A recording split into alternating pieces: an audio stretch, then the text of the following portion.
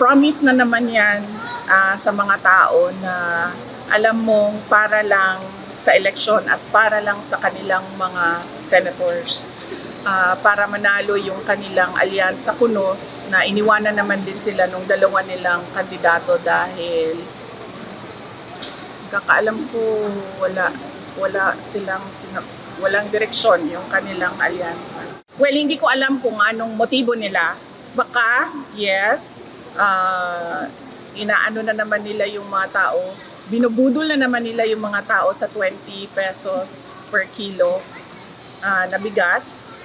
At magdududa ka dahil bakit Visayas lang? Hindi ba nagugutom yung mga tiga Mindanao? Hindi ba nagugutom yung mga tiga Luzon? Bakit 20 pesos per kilo lang dito sa Visayas? Meron akong pagdududa ha, na magbebenta sila ng 20 pesos per kilo na bigas pero hindi pang tao, pang hayop.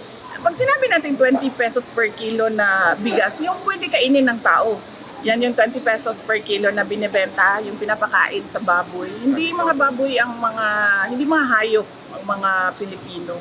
Kapag nagbenta kayo ng 20 pesos per kilo, bibili kami lahat kasi pwede siya kainin ng tao.